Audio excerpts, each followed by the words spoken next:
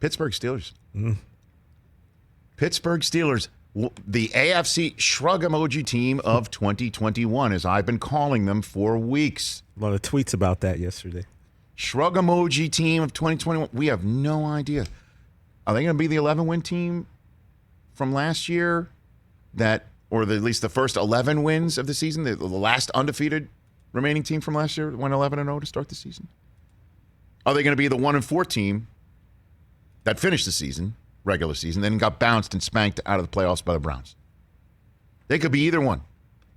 Shrug emoji. No idea. Well, they showed up in Western New York yesterday in one of those defensive slobber knockers. It was not pretty offensively at all. And they came out with the W. And Josh Allen threw it 51 times. He lost a fumble. Sure, he ran it 44 yards. I mean, those are Josh Allen numbers with the exception of 270 yards, not the game on tilt, just only one touchdown, 16 points given up. He targeted Diggs 14 times. Diggs only 69 yards receiving. The running game was once again, iffy when it needed to be leaned on for balance. Singletary had a decent game. Zach Moss, a shocking healthy scratch, it appeared. He didn't play. And the Steelers' defense, man. Even with T.J. Watt signed at the last minute and Devin Bush hurt from last year, boy, do they come in and they do that thing. Najee Harris held to less than 50 yards rushing, right? 45. So they wasn't even off the charts. That he did just enough. One of those Steelers wins, like, how the hell did they do that? Well, they did it.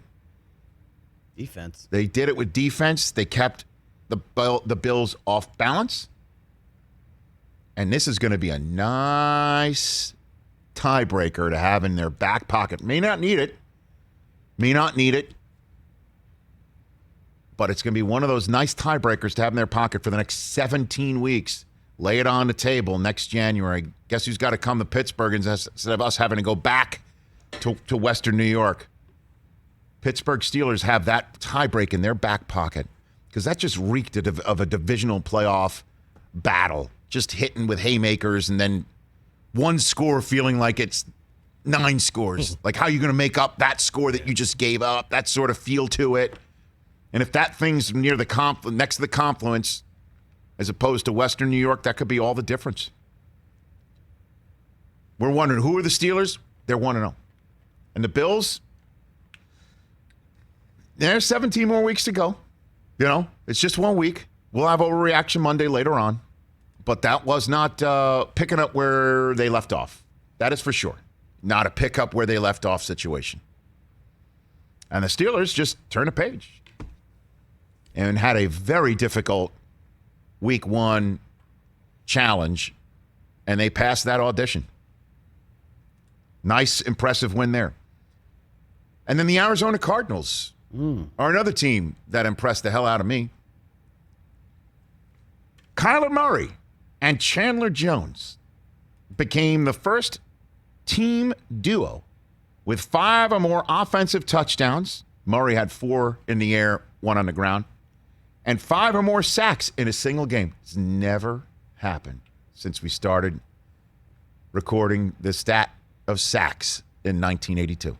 We've never seen it. Oh, and Chandler Jones tossed 2 forced fumbles on top of it. J.J. Watt on that line now. First time DeAndre Hopkins had multiple receiving touchdowns in a game for the Arizona Cardinals. Let's go. He had 6 of them when he was with the Texans. That was his first with the Cardinals. Oh, and Christian Kirk had one too. First time in Cardinals franchise history where multiple wide receivers each had multiple receiving touchdown games. Chase Edmonds. How's the running back situation going to be now, right? Kenyon Drake's gone. What's that going to look like with Chase Edmonds in the lead role? 16 touches, 106 scrimmage yards, 3rd most scrimmage yards in a game in his career. Check that box. All in Tennessee. where they looked like they need to go back to the offensive coordinator drawing board and see what they could do scheme-wise to figure something out. Arthur Smith's gone. It just looked completely off balance. Obviously, an off game for Tannehill, who was hectored. You know, our boy Taylor Lewan tweeted out that it was a bad game. He owned it. Couldn't protect him. 58 rush yards for Derrick Henry. Second fewest in the game since 2020. Eric Dickerson, wherever he's sitting right now, laughing at me, saying that he's going to get his speech ready about it's an asterisk. Whatever it is, it's an asterisk. 56 out of the gate. 58 out of the gate for 22. Going to need to make up for that one with a nice 300-yarder against Jacksonville. That's coming. Could happen. Because Tyrod Taylor just scored on them. And I know I could include the Texans here for most impressive win of week 1 because we did not see them winning at all. Nope. We did not see the Texans winning at all, let alone as we sit here talking about the Cardinals, Saints, and Steelers having the most impressive wins in week 1. Houston Texans have a 1-game lead in the AFC South over everybody else. Think about it. Because everybody else lost, and they, with Tyrod Taylor and David Johnson Mark and Ingram. Brandon Cooks, you know, like the island of lost football players. Nice. All together, teaching Urban Meyer and Trevor Lawrence what the NFL stands for on occasion. Just want to point out, Rich, Yes, last sir. year, you know who else was 1-0? The Jacksonville Jacksonville Jaguars. And they lost yeah. the rest. Yeah. I get it. So- This is why you're going to have an Overreaction Monday segment. I'm just talking about in a box, most impressive week 1 moments. I'm not looking over the steering wheel here. Sorry. I'm talking about the here and now. Here and now. Take a snapshot of it. AFC South standings. Colts 0-1. Titans 0-1. Jaguars 0-1.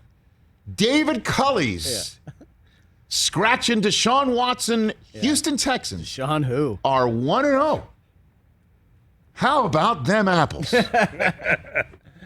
you watched all the way to the end. Thanks for that. Watch more right here.